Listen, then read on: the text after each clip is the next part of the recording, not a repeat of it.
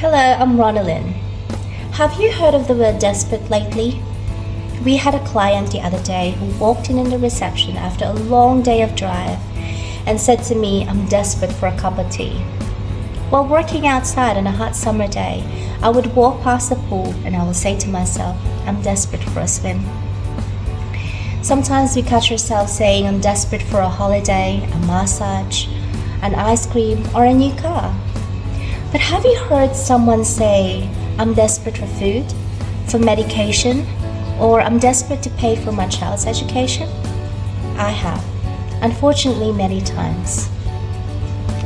When visiting the Philippines, I couldn't count the number of times that I would go to the market and someone would pull on the edge of my sleeves and I would turn to a tired face asking for money so she could buy a medicine for her son or daughter. During Christmas time, people would knock on your door asking for help because one of their relatives is still stuck in a hospital because they couldn't settle the bills. I had a single mom a couple of weeks ago ask me to find a sponsor for her daughter so she could finish her education. These are the different phases of desperation. I grew up in Tangkes, Philippines, majority of my teenage years, with my struggling grandmother. She didn't have a source of income, so everything was a challenge. I remember one day, every member of the family was given a small fish to have both for breakfast and lunch. Now this fish was 6 inches in length and 2 inches in width. In the Philippines, you basically dry the whole fish, head, tails, and bones included. So this fish called tuyo, whenever you pan fry it, it's got this recognizable strong smell that whenever you cook it, the whole village knows that you're having it for lunch because it's a little bit stinky, but it's nice with rice. Now my cousins and I were given one fish because it was the cheapest option.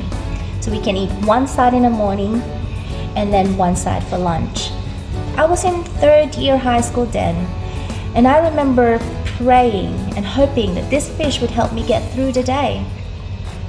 Now, I'm not telling you this story because I want you to feel sorry for me and buy me some lunch in a nice seafood restaurant somewhere, although I wouldn't say no. But I'm telling you this story because somewhere in the Philippines, there is a child who's living the same way or worse than I did back then. And he can't do anything about it. But you and I can. First 3 weeks of March, Tangkes Ministry is raising funds to buy as many bags of rice as possible for the Tangkes village. Each bag contains 5 kilograms of rice. It costs $8 or 280 pesos per bag.